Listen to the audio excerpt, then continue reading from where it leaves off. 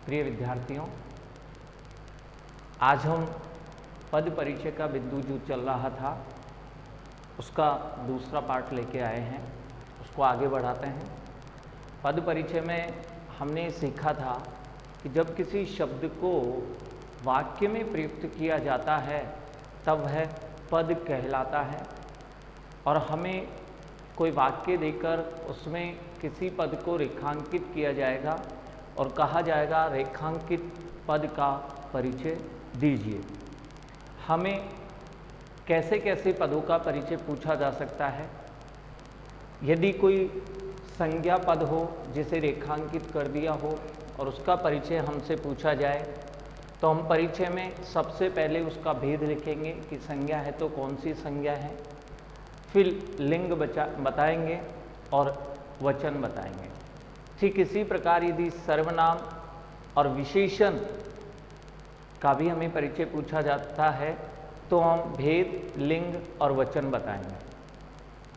लेकिन यदि किसी वाक्य में हमें क्रियापद को रेखांकित कर दिया जाए और उसका परिचय पूछा जाता है तो फिर हम क्रिया के लिए उसका भेद बताएंगे कि क्रिया कौन सी है, और उसके अलावा उसका लिंग, वचन और काल और बताएंगे कि वह क्रिया कौन से काल से संबंधित है, वर्तमान काल से, भूतकाल से या फिर भविष्य काल से संबंधित है।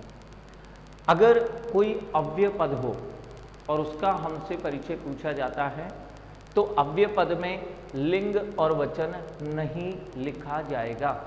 अगर अव्यय पद होता है तो हम सबसे पहले उसका परिचय बताएंगे कि यह एक अव्यय पद है, फिर उसका भेद बताएंगे कि वो अव्यय पद है तो कौन सा है, और फिर उसके प्रयुक्त होने का कारण या फिर उसका किसी कर्ता या कर्म से जो संबंध है वो हम बता देंगे।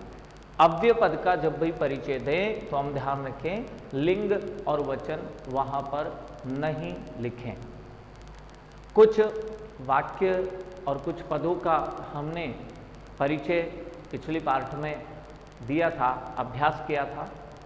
उसमें अधिकांश संज्ञा और सर्वनाम पद थे जिनका हमने परिचय दिया था। अब आगे बढ़ते हैं।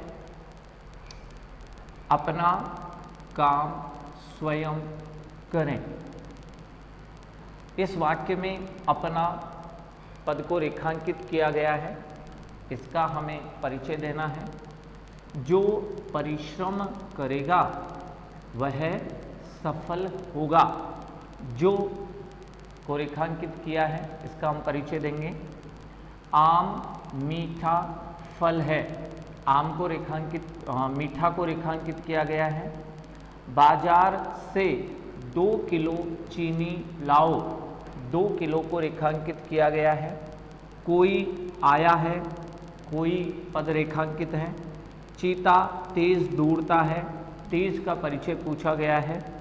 दोपहर में गर्मी लगती है। दोपहर पद को रेखांकित कर इसका परिचय हमें पूछा गया है। राम और श्याम भाई है। यहाँ पर और भाई 2 पद रेखांकित हैं, दोनों का परिचय हमें अलग अलग देना है। तो हम जिनका परिचय देना है उन पदों को अलग से लिख लेते हैं।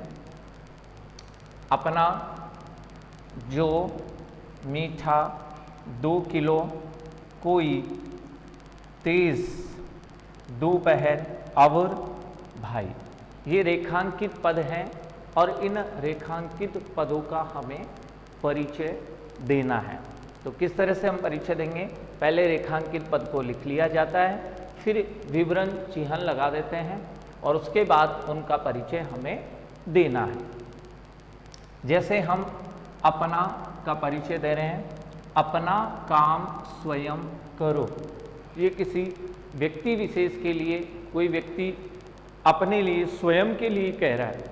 तो जब भी कोई स्वयं के लिए कोई बात कहता है तो वहाँ ऐसे पद में निजवाचक सर्वनाम कहलाएगा। निजवाचक सर्वनाम। अपना, स्वयं, इस प्रकार के शब्दों का जो परिचय पूछा जाए, इस प्रकार के पदों का जो परिचय पूछा जाए तो उसे हम कहते हैं निजवाचक सर्वनाम। और ध्यान रखें, अपना या फिर स्वयं ऐसा पद हो तो वह निजवाचक सर्वनाम के अंतर्गत आएगा। अपना काम स्वयं करें। अब यहां लिंग की बात करेंगे, भेद हमने बता दिया सर्वनाम का। लिंग की बात करेंगे तो इस जगह पुल्लिंग भी हो सकता है तो स्त्रीलिंग भी हो सकता है, हमें पता नहीं ये किसके लिए प्रयुक्त हुआ है, इसलिए ऐसी स्थिति में हम लिखते हैं उभय लिंग। उभय का अर्थ होता है दोनों। ये पद अपना पद है, ये स्त्रीलिंग के लिए भी हो सकता है तो पुल्लिंग के लिए भी हो सकता है। जब हमें वाक्य से पता ही नहीं चल रहा तो ऐसी स्थिति में हम उभय लिंग लिखेंगे। उभय का अर्थ होता है दोनों। इसके बाद हमें वचन लिखना है, एक वचन के लिए प्रयुक्त हो रहा है।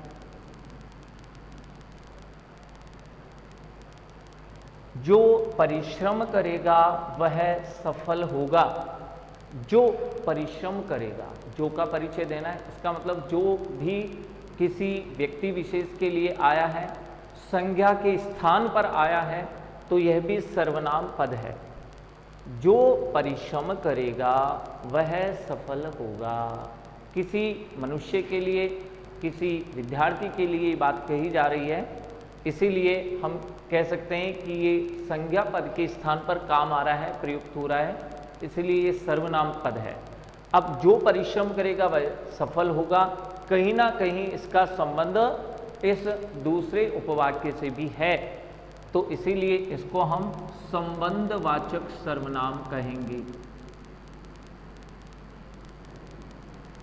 संबंधवाचक सर्वनाम। जो परिश्रम करेगा, इसका अर्थ हुआ कि पुल्लिंग के लिए प्रयुक्त हो रहा है। जो परिश्रम करेगी ऐसा होता तो स्त्रीलिंग होता, तो जो परिश्रम करेगा ये पुल्लिंग के लिए हुआ है और एक वचन के लिए प्रयुक्त हो रहा है। तो निजवाचक सर्वनाम, संबंधवाचक सर्वनाम, हमें सर्वनाम के भेदों की जानकारी है तभी हम ऐसा लिख पाएंगे।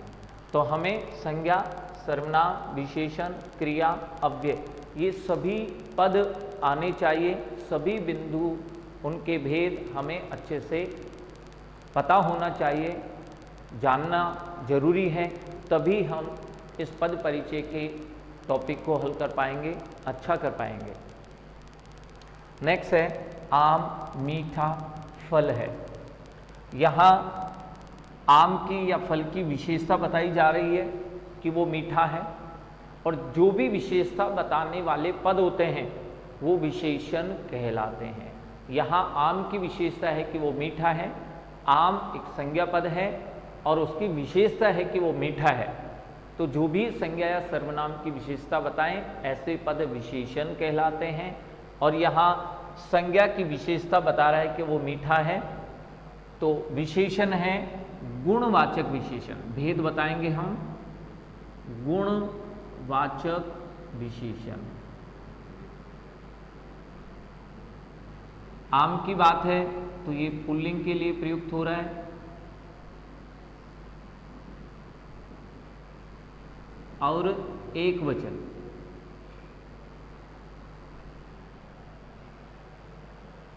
बाजार से 2 किलो चीनी लाओ।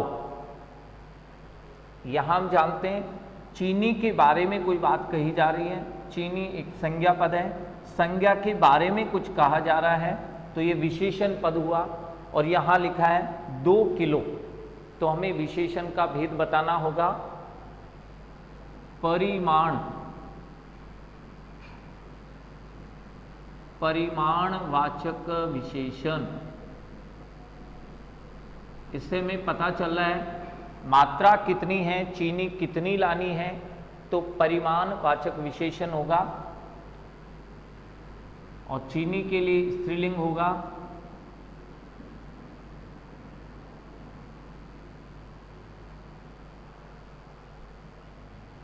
यहां वचन एक वचन,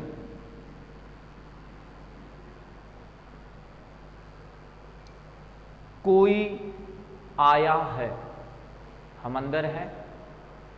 अगर बेल बजती है तो कोई भी परिवार का सदस्य कह सकता है कि देखो कोई आया है। इसका मतलब बाहर कोई स्त्री पुरुष या बच्चा कोई ना कोई तो है, हमें पता नहीं है कौन है, कोई आया है। कोई का मतलब कोई ना कोई संज्ञा है। अब संज्ञा नहीं आकर, उसका नाम नहीं आकर कोई शब्द प्रयुक्त हुआ है, इसका अर्थ हुआ संज्ञा पद के स्थान पर हमने कोई दूसरा पद काम में लिया है, प्रयुक्त किया है, तो यह सर्वनाम कहलाएगा। और ये भी पता नहीं है कि वो कौन है, तो यहां अनिश्चयवाचक सर्वनाम, अनिश्चयवाचक सर्वनाम होगा। यहां भी कोई आया है, पक्का तो नहीं है कौन है, लेकिन फिर भी इसको पढ़ने से सुनने से पुल्लिंग का पता चल रहा है। कोई आई है, तब तो हम कह सकते थे कि वो स्त्रीलिंग के लिए है, लेकिन कोई आया है तो पुल्लिंग एक वचन बताएंगे। चीता तेज दौड़ता है, यहां दौड़ना क्रिया है और इस क्रिया के बारे में कोई चीज बताई जा रही है। तो जब संज्ञा या सर्वनाम की विशेषता बताएं वो तो विशेषण कहलाता है, लेकिन क्रिया की विशेषता बताए तो फिर वह क्रिया विशेषण कहलाता है। तो यहां पर तेज शब्द है वो क्रिया विशेषण है, और क्रिया विशेषण एक अव्ययपदी होता है। तो जब हम अव्ययपद का परिचय देंगे तो हम ध्यान रखेंगे सबसे पहले हमें क्या लिखना है, अव्ययपद। सबसे पहले तो हम यही बताएंगे कि ये एक अव्ययपद है। फिर इसका अगर हम भेद बताएं तो बता सकते हैं कि ये एक क्रिया विशेषण है।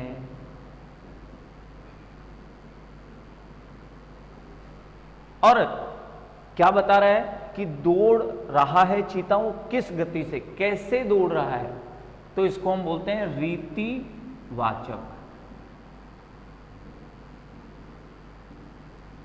वो विधि, वो तरीका हमें बताया जा रहा है कि किस तरह से दौड़ रहा है, तो इसको हम बोलते हैं रीतिवाचक। तेज, धीरे धीरे, मंद, ये रीतिवाचक क्रिया विशेषण कहलाएंगे। अब है दोपहर। दोपहर में गर्मी तेज थी, दोपहर ये भी अव्ययपद ही है। अव्ययपद,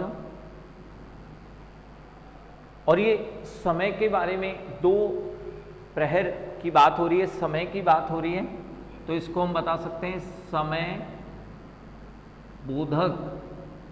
समय का बोध करा रहा है ये पद, इसलिए हमने लिख दिया इसको समय बोधक। और किसके लिए प्रयुक्त हो रहा है, गर्मी से संबंध बता रहा है हमें, गर्मी से संबंधित।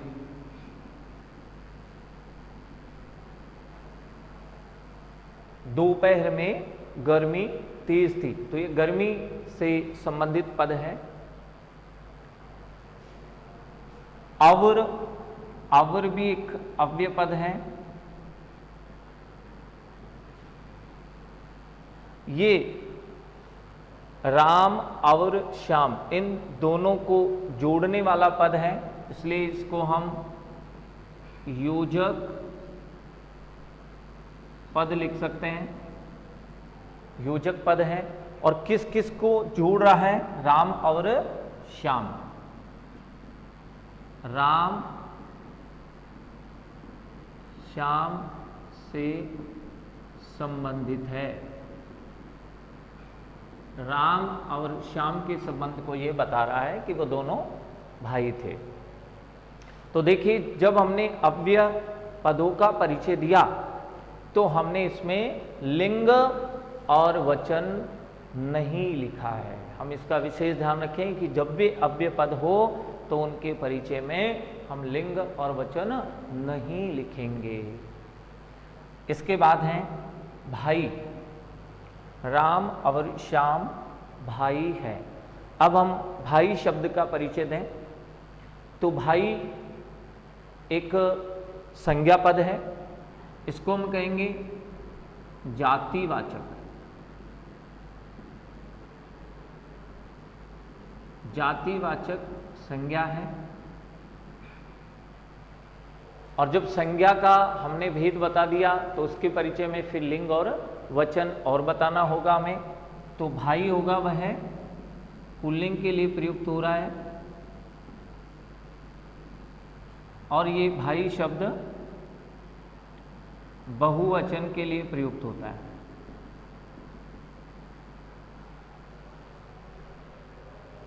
इस प्रकार से हम अभ्यास करें और प्रयास करें कि हमारा पद परिचय वाला बिंदु अच्छा हो, और इसके लिए हमें पहले संज्ञा, सर्वनाम, विशेषण, क्रिया, अव्यय, ये 5 बिंदु पढ़ने पड़ेंगे।